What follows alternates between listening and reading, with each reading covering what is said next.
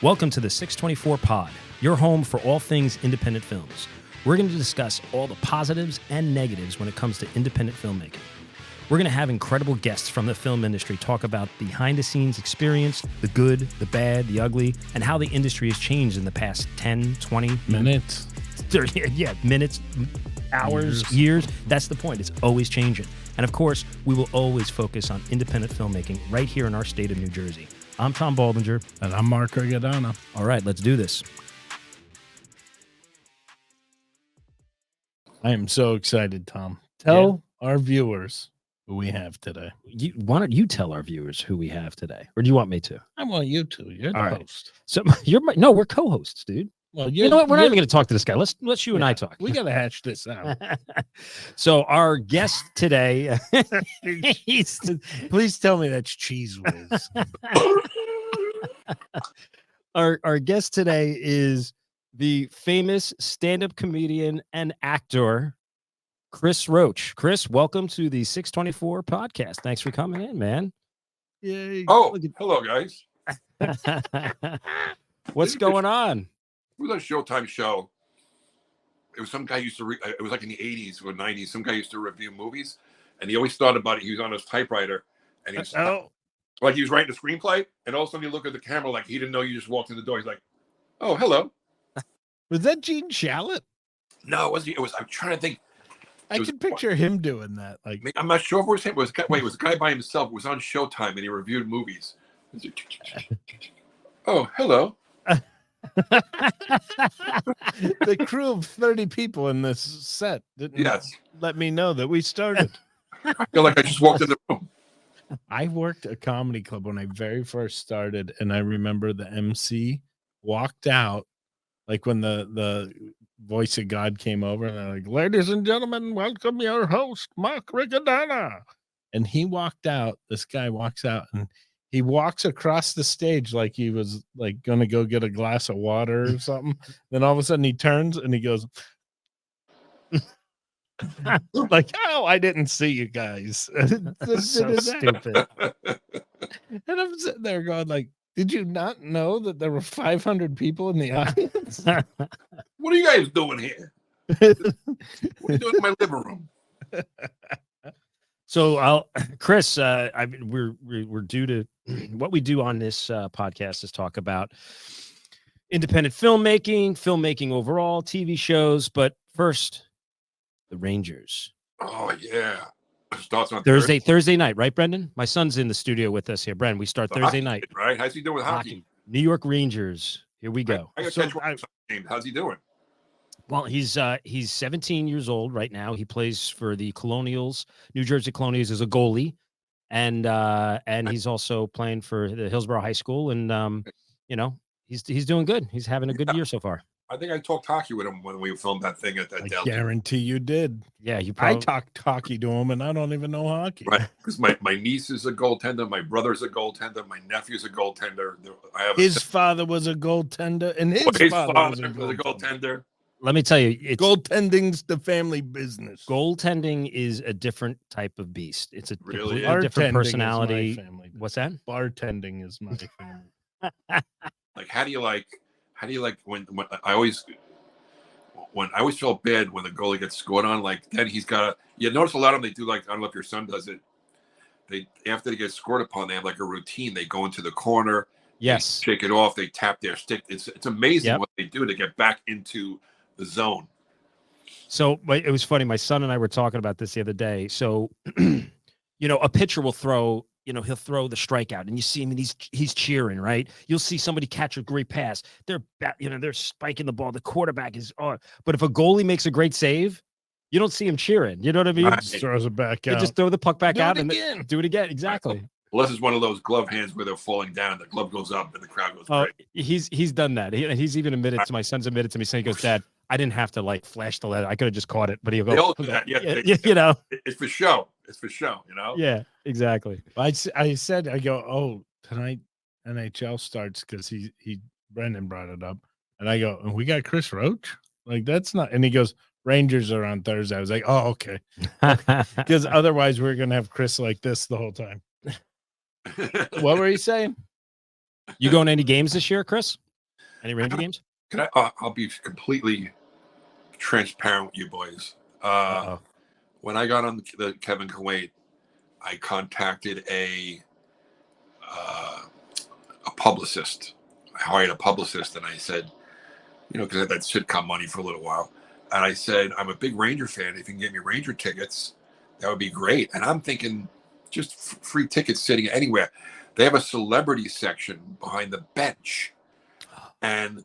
I'm sitting in a celebrity section. I became friendly with F. Murray Abraham. I took my nephew to a game one time, and between periods, they put you in like a little suite with like these sternos, and you're eating. And I'm sitting at a table of 4, me, my nephew, who was like 16 at the time, the goalie, F. Murray Abraham, and Spike Lee, and his agent. So I told my nephew, do me a favor, if you don't know what to say, just don't say anything to anybody. Just be cool. He goes to F. Murray Abraham. You're like, I know you're famous and all, but I don't know who you are. And I was like, dude, you shut your goddamn mouth. What did I tell you about? And I said, Mr. Abraham, Mr. Abraham, I'm so sorry. I'm trying to explain to my nephew that in the world of acting, he only knows hockey. I said, in the world of acting, you're Wayne Gretzky. He goes, thank you very much. Can we curse on this? Or should I just say? Yeah, no, go ahead. Okay. Because then, like, a second time I was hanging out with him, I said, I thought you were going to say F. Murray Abraham goes, who the hell's Wayne Gretzky? We lost you. Yeah, because something went on my screen. I tried to swipe it off, and I swiped you guys too. I'm sorry. So right. The second game, I'm sitting with him between periods. I said, good to see you again, Mr. Abraham. And he leans over, he goes, Mr. Abraham, fuck you. But so then next thing I know, they put me on the Jumbotron like 2 or 3 times, which is, by the way, the longest 7 seconds of your life. They put you on the Jumbotron, and you're like, I'm like, let's go Rangers. 2, 3, 4, 5, 6. And you're like, so long. And then after they put me on the Jumbotron the first time they put me on the Jumbotron, I heard like way up back behind me, who is that? Nothing makes you feel better. That's funny. But then it was crazy. I was becoming friends with some celebrities, like say, Deborah Messing. Her son's a big Ranger fan, so I would sit by them a lot. And I got to the point where she'd be like, "Hi, Chris," and she'd give me a hug and a kiss. And as I'm hugging her, I'm in my head, I'm like, I live at my dad's house in RONKOKOMO. It's just crazy. It's crazy. So I was, and yeah, getting back to your question about have I gone to any games this year? Or are you going to any games this year? Here's the thing. After getting that treatment, it's hard to go back. That's how I feel about concerts, just because I'm friends with Don Jameson. I don't even have any talent. Right. Now listen, so it was like 3 years after the show got canceled, I put in for you got to put into the email to the hospitality person, and she goes, "Oh, Chris, okay, I'll send you over a price list." I was like, "Price list?" That's when I knew the free seats were over, and I wrote back to her. I said, I was very honest. I said, "Listen, I know the game. I'll write you back when I have something going on, that you could, hey, there's Chris Roach from this show, from the, it hasn't happened yet, but I'm working on it." But hey, Mark, I meant to ask you, I actually got an audition. I have to go into the city tomorrow for the first time, and I can't even tell you years. It's like, what? You want to see me in person? You want to see me in person? It's freaky because Mark and I would bump throughout the years. Mark and I would bump into each other at house on West 14th. I think that was. Yep. Would you guys go up for the same role? Yeah. Yeah. I remember, he's a like blue collar guy. Yes, but I remember one when I saw Mark come in, I'm like, he's got this part. Because sometimes you look at other guys, you're like, he's got this part. But I remember one, you and I were auditioning for a NASCAR commercial, and it was a truck driver, and he was pumping gas. I remember very well because you came in, you had the chops and the mustache. I'm like, oh, I'm gonna go home. He's wearing a John Deere cap. Yes, you were the guy. And how you never got that, I have no idea. But who got? Do you guys know who got it? No. Well, sometimes what's so weird about acting is yeah, talk to us about that whole like audition process for you when you see a friend and you go, oh, he's got the Yeah. role. Well, it's crazy because when you see your friend, it's so much easier to like, oh, I know what he could do, and with this script and how he would, get it and whatever. And every time I've ever looked at a script, they go, "Yeah, I don't got a shot." you could beat yourself up every script, man. Every script you could beat yourself up. I remember. I know 5 guys that are better at this than me. I remember going for a voiceover at house, and only a few times I went over there voiceovers, and the actor sits down 2 seats next to me with the same script, and I look at it. He's the guy that was in I'm trying to think of the name, a famous actor. He was in the movie Hoffa with who played Hoffa? Pacino? No, No, he played it in that Jack Irishman. Jack Nicholson. Yes, he's the guy that shot Jack Nicholson. He's in a lot of stuff. I just can't think of his name right now. But I can't. I know who you're talking about too. Yeah, so I see him sitting next to me. I have to. I have to. If we only had a device to look these things up. Right, right. You want when you see somebody walking like that, you're like, yeah. You know what? We'll go to our co-producer behind the wall here, behind the glass, Brendan, or my son. Look up who shot Jimmy Hoffa in the Hoffa movie, the actor. Look it up for us. Well, go ahead, Chris, and he'll find out for us. What are they saying? So it's I like it when I see it's a good feeling to see somebody there's a few guys I'm sure Mark too, you become friends with just from over the years seeing the same guy. Well, I always laugh when you get called in, you sit down and you're like, oh, that's me if I worked out. That's me if I had short hair. Yeah. That's me if I put on 20 pounds. I would get these roles, fat this, fat that, fat. I'm like, am I that fat? Yeah, do you guys ever your agent will call you and give you a description for a role and you go, fuck you. That's not me. Oh my God. I had a reversal of that. I got called in and I go into the audition and it was for this magazine, Cargo magazine.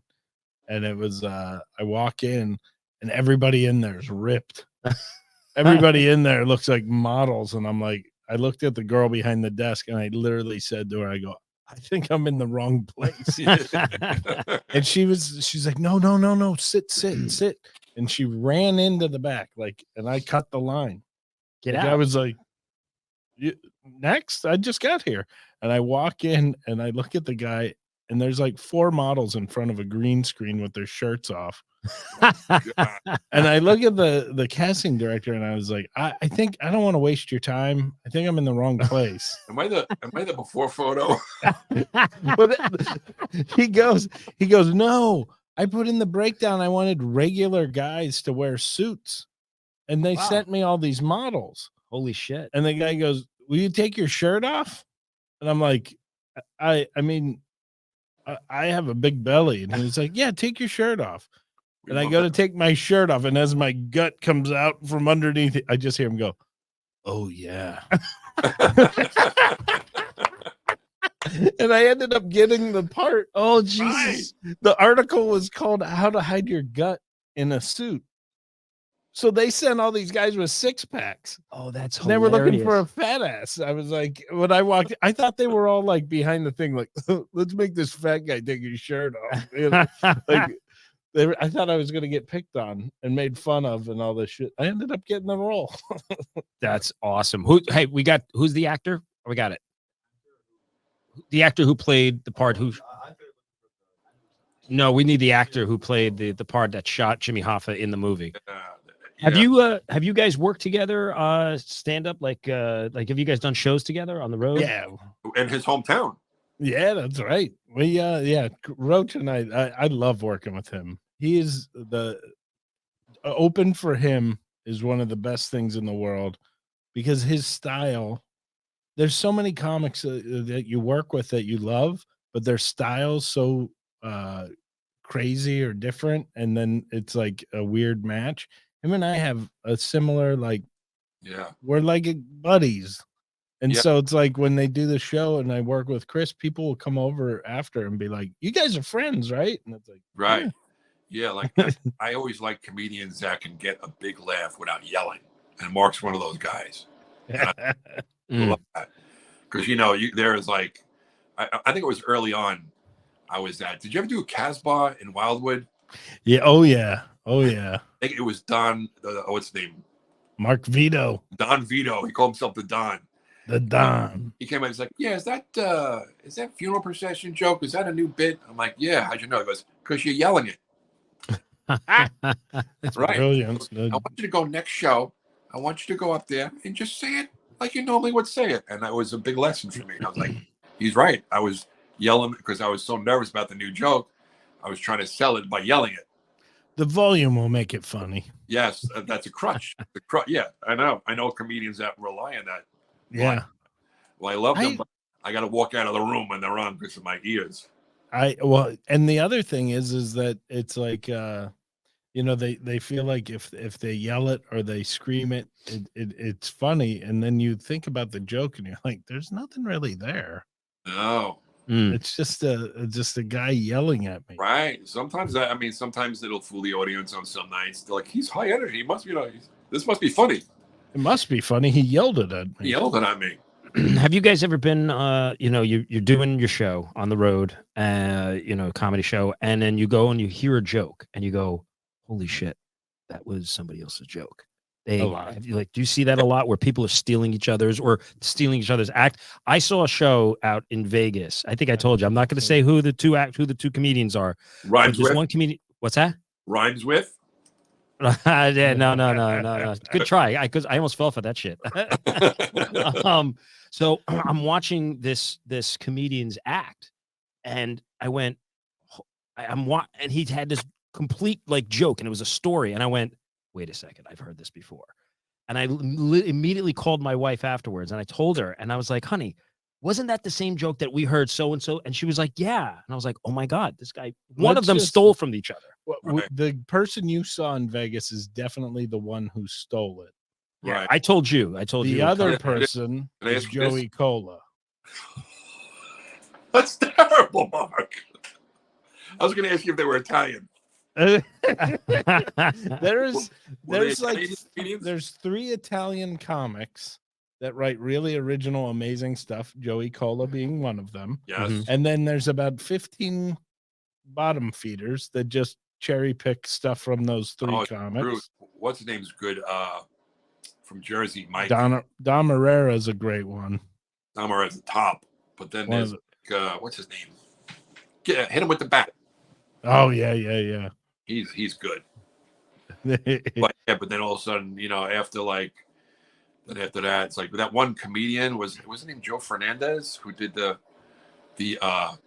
it's a sport. Oh yeah, it is brilliant. I never met the guy. He's the Italian comic teacher. How to teach you how to be an Italian comic. What were those classes they were giving out? They were called the TED Talk or whatever. Masterclass.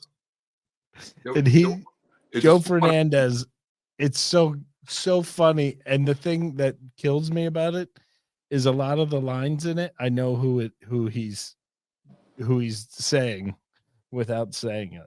Yes. Really? Yeah. Like we go, oh, that's that guy. Okay, I got it. Yes, because the Italian comedians tend to venture in the same. Do they ever approach each other? Like, do comedians go up to each other and go like, "Dude, that's my joke. Like, you stole that from me." I've heard that with a buddy of mine told me that he goes, "I heard so and so was doing my joke." Chris Monty. He was just telling me recently. A guy goes, "Yeah, I heard somebody called me, said he's doing my joke." That happens a lot. Yeah. I found it really funny. I was in Long Island. This is when I first started out, and I forget who is headlining. It's a good thing I forget because they're the punchline of the joke of the story. But it was Dom Herrera and Joey Cola walked in, and they were like, "Hey, what are you guys doing here?" And they go, "We came to see our old act." That's great. So let me ask you, being both of you are actors and both of you are stand-up comedians, what is the process like when he's doing here? He's so fun. I love it. What is the process? Is the process as far as getting prepared, your preparation for stand-up versus preparation for a role when you're going on set for a TV or a movie. What's that like for you, Chris? Is it the same? Is it different? Is it well, the easy like thing for Kevin Can Wait? You were you had a successful TV show there that you were on, and what was that?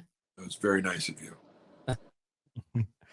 So what was that like versus preparing for, you're about to go on the road too, I think, aren't you? Yeah, no, I just got off the road with Kevin, which was phenomenal. He's been really good to me. But it's you'll get a script.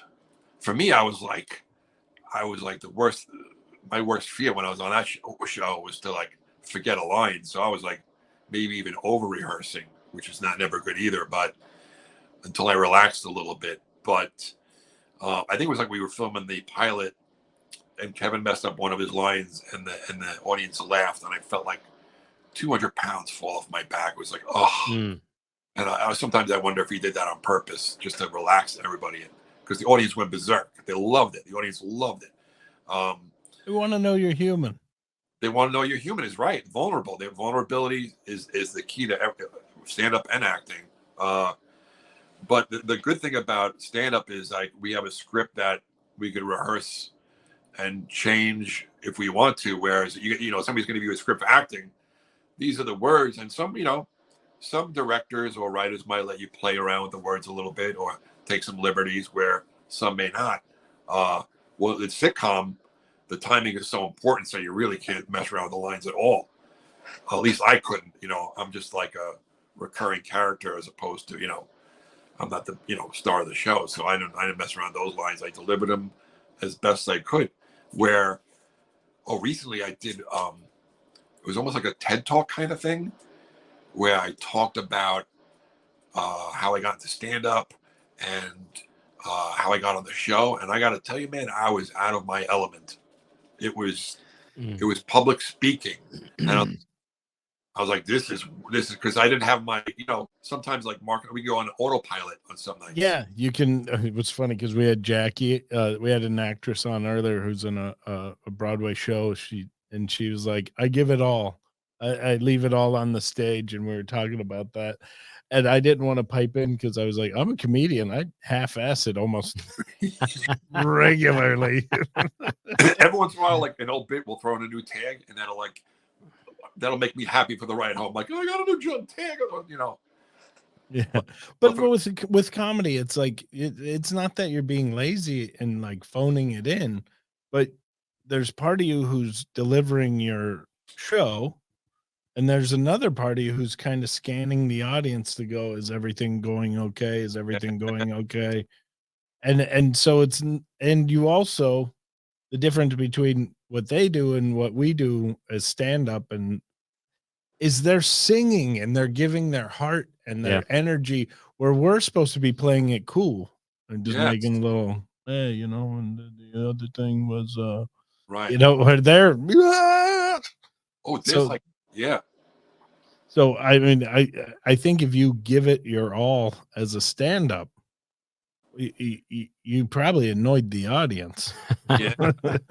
There's a comedian I know that when he gets off stage, I'm like, if that was me, I would have to like lay down and get an IV or something like that. Well, like a Robin Williams or something where he's constantly improvising and running around. Yeah, like that is like that's giving it your all. I mean, that's a different animal. That's like, well, you would his last stand-up was what? That was 2002, 2003, or 2004. It was in the early 2000s. It was on HBO, and by the end of that special, he was soaking wet. Like you could just see he threw it all out there. Yeah, guys like that do comedy and they'll dance up there and they'll sing. I'm like, that's almost like they're an entertainer. It's like, do you even call them I don't know. You're a comedic entertainer, but they're like something. Chris Roach, I'm a song and dance man. Yeah, a song and dance. Hey, good night. Chris, talk to us a little bit about the difference. You've done, obviously, like I said, you were on a successful TV show. You've done independent film. Talk to us, because this 624 Productions is an independent production company. Talk to us about the differences on working on big studio versus independent film. Tell us a little bit about that of your experiences. And obviously it's you know, you walk into a studio show, it's very different on the fact of Right, the of different course. people, but as an artist working on it, Right. what even dive into that a little. Yeah, as far as doing like what a sitcom to like an independent film. Yeah, Yeah. you do an indie film and there's like one guy with a camera and a sound guy with just Yeah. you know. Yeah, you know what?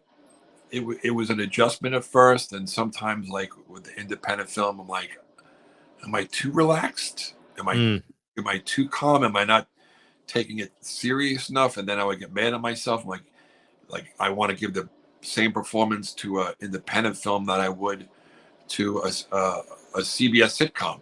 That kind of professionalism. That's what I want. Where sometimes I'm like when I get the script, like, am I not looking at it like I would if it was a sitcom? Am I like kind of being lazy with it? You know, not making choices. And I've caught myself doing that once or twice where I'd see the finished product. I'm like, I could have done so much better if just, you know, spent more time with the script. I've caught myself doing that, and I put an end to that very early on, where I was like, oh, this is just a one guy with a camera and blah blah blah.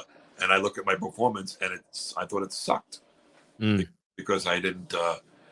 I don't think. You think, and it's because you looked at it as like, well, this is just it's a low budget thing, so I don't put as much effort in it, or almost like I like it was going to be like maybe a little bit of that. Maybe like, oh, it's second nature. I got this. This is only about. There's nobody I gotta get nervous around. There's not a big name producer or actor in it. And then when I look at, like, I go to see the viewing, and I'm upset with myself. I'm like, this was an opportunity to put a nice clip on my acting reel, and I could have done better. It was okay, but I think I could have done better. Yeah. now with now you also produced and directed independent film. Just one? I thought you did two. I'm sorry. No, just one, because I was you acted in the other one. Yeah, no, the other one I produced and I wrote was called Umbrellas Kill. It was a mockumentary, and I remember I have this bit about getting hit with an oversized umbrella in New York City, being tall. So I started writing this. I remember sitting at a Starbucks writing this bit, and it started feeling like it was getting bigger and bigger. I'm like, this feels like a short film. And so I reached out to somebody, and they loved the idea, and we just ran with it. My old manager, Angelo, we ran with it. And we had so much fun. You know, if you ever watch, it's only 20 minutes long, but it's got all my comedic influences on there. You'll see a little Monty Python, you know, but I got to have, you know, a lot of friends on it too. And we filmed it locally, and it was a lot of fun. But it was during that I learned a lot, and and gained a lot of respect for everyone that's involved.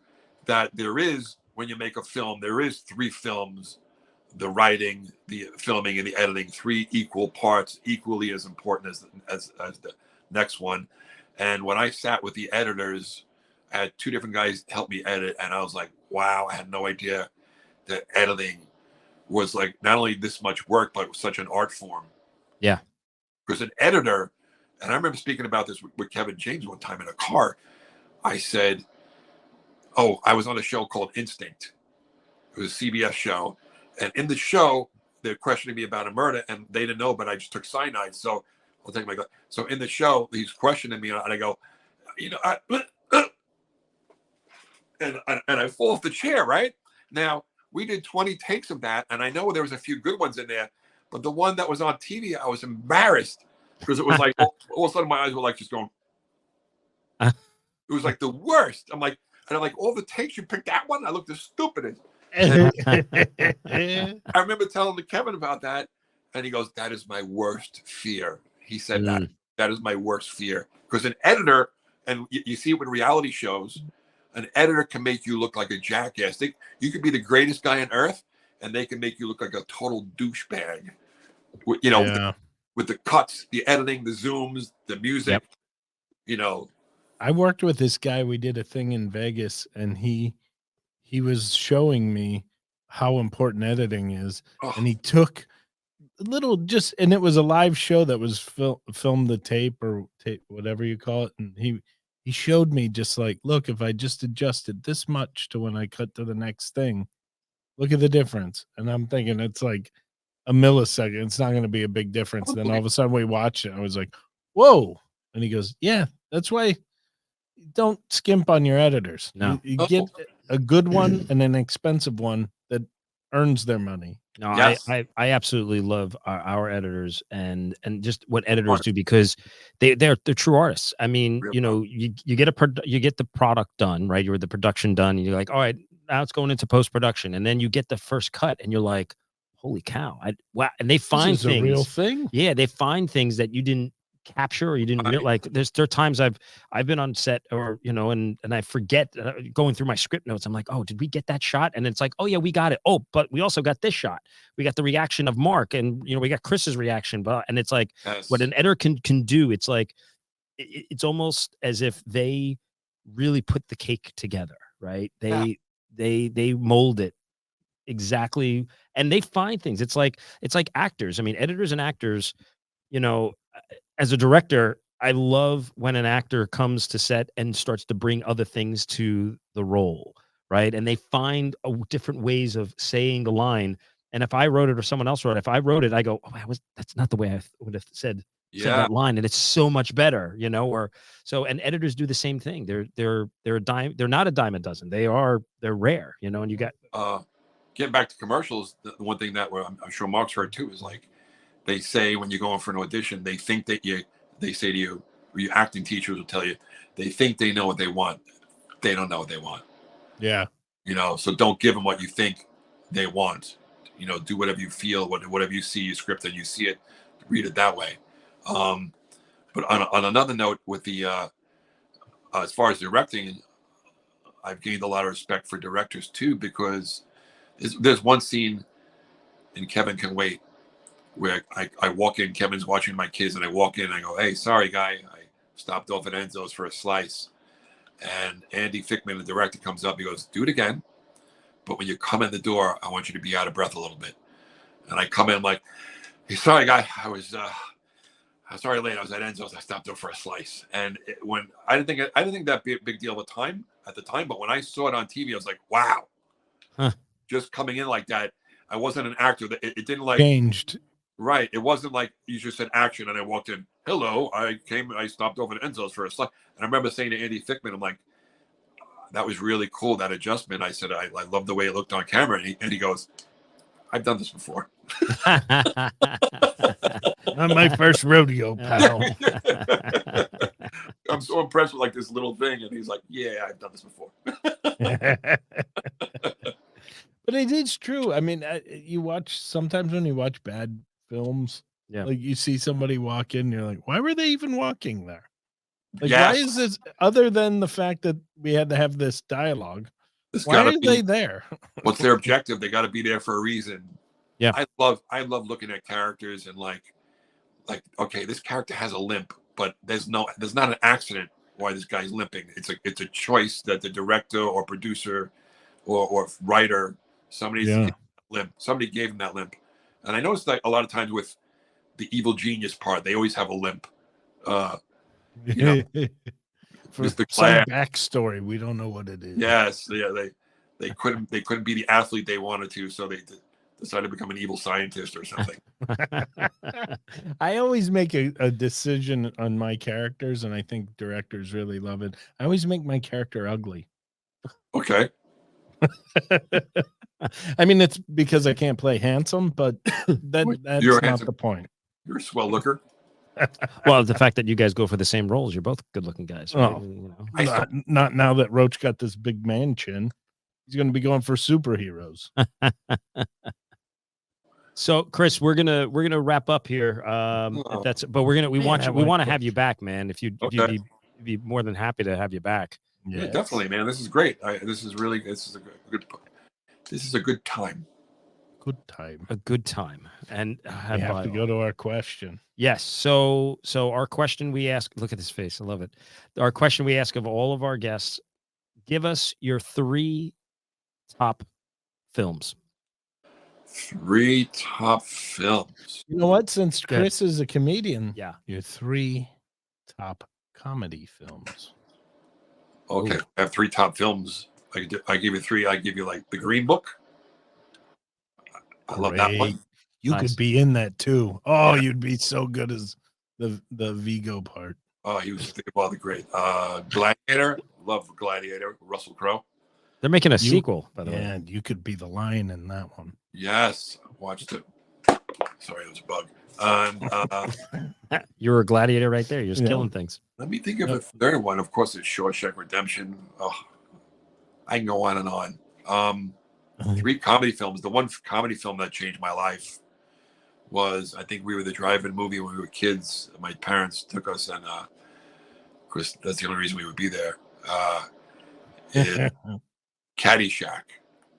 Classic. Ooh. And the scene Classic. where Rodney walks into the restaurant Oh, yeah. and just takes over. Yes. I was like, Yeah. I want to be that guy. Hey, Yeah. hey, get All some- right. I was like, oh my God, I was mesmerized. Yeah. Sub question: when you first saw Caddyshack and now, who do you relate to most? Rodney Dangerfield. On both? Yeah, Rodney. When I was younger, Rodney was my choice, but now that I'm older, I'm like, man, if I worked at a country club and he showed up, I'd think he was a dick. That's okay though. He didn't care. Yeah, that's true. What do you Nice relate- boy. Nice boy. No, I know white tigers eat their young. Yeah, who would you relate to now on that movie, Mark? I think I don't know who it would be now because I mean, obviously, I'm not rich and snooty, so I can't. But Bill Murray, maybe. yeah, I'd probably am closest to Bill Murray. But Ted Knight was a genius. Oh, my Oh, God. so good. So great. What are your other 2 comedy films? Airplane. Oh, Airplane. Classic. Airplane. My sister bought that for my birthday a couple years ago. It's definitely one of my favorites. And Like Caddyshack and Airplane are like, you know how they're remaking movies? There's certain movies you should never touch. Yeah, leave them. Leave them They shouldn't alone. have even done a sequel to And Caddyshack. Airplane 2, when you saw William Shatner play a comedic role, was just Yeah. so brilliant. I When they love. open to the doors, shh, shh, Yes, shh. And Oh. the doors are open and closed. this guy that my whole childhood So was stupid. I love Captain Kirk, this serious guy. Now all of a sudden he's like, the funny guy or taking the hit. So Yeah. good. I'm trying to think of a third Yeah, I was gonna say in your third. comedic. Wow. You know what? Step Brothers. Yes, Good Step Brothers. Good film. Very Oh, funny film. yes. Very funny. I get nervous when people don't do new movies, like Right. newer movies, and their top picks. 'Cause it's like, are we making worse movies or are we being No. nostalgic? Step Brothers, Four Christmases was so good. There's so many. There was a run of really great comedies Yeah. from Adam Sandler, and then it switched over to like the Will Ferrell years. Yep. There was so much good comedy. Sam Little Nicky, I loved. Waterboy, great. That's good. Did you find out the actor before we let John? Wait, Robert De Niro was the character who killed Jimmy Hoffa? No. No. Was Robert De Niro in that? I'm trying to think. I know Armand Asante. What's it? Armand Asante played the mob boss. I think he's looking up The Irishman. Yeah, you're looking up The Irishman. This one was just called Hoffa. This H-O. was just called Hoffa. Oh, I know the guy's name too. It's bothering me. What's that? We'll get it. We'll get it. Nobody knows who killed Huff. Yeah, nobody can knows who killed Hoffa. Did I do three other movies? Did I say 3? So it's Green Book. You say Green Book, Gladiator. Shawshank Redemption, and Gladiator. Gladiator. And of course, I'll be like driving late. I'm like, nah, those aren't my 3. So, Chris, do you have anything you want to plug real quick? And how do people find you? Yeah, how can people find you? My hair plugs. I have a new website, chrisroachlive.com. I gotta start putting my dates up. That's one thing I have to get better at. People are like, where can we see you? I'm like, look at my website. Meanwhile, I haven't put any dates on it. Just put it on your calendar or on your phone, a reminder first of the month to always just check at least this month's dates. Are you got any upcoming shows? Yeah, where am I? Friday, I'm with Kevin in Port Chester, New York, opening for Kevin. And Saturday, Saturday, I'm at a firehouse on Long Island. That's what I love about stand-up. Yeah, One day you're doing a theater with one of the biggest stars in the world, and then the next day you're doing a basement of a firehouse. Oh wait, yeah. So last week I did a 2-week run with Kevin. Theaters anywhere from like 1,500 to 5,000, and a few days later I'm at the Skyline Diner in Windsor Locks, Connecticut. Love it. Competing with Manicotti. Yep. I love it. Well, Chris, thank you so much for coming on. We'll definitely have you back. There's so much more we got to talk about.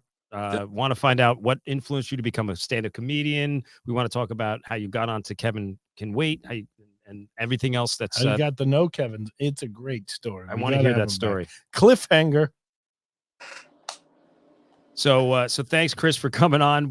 So our show is brought to you by our sponsor, the Roost, which is also owned by Cream Ridge Golf Course out in Cream Ridge, New Jersey.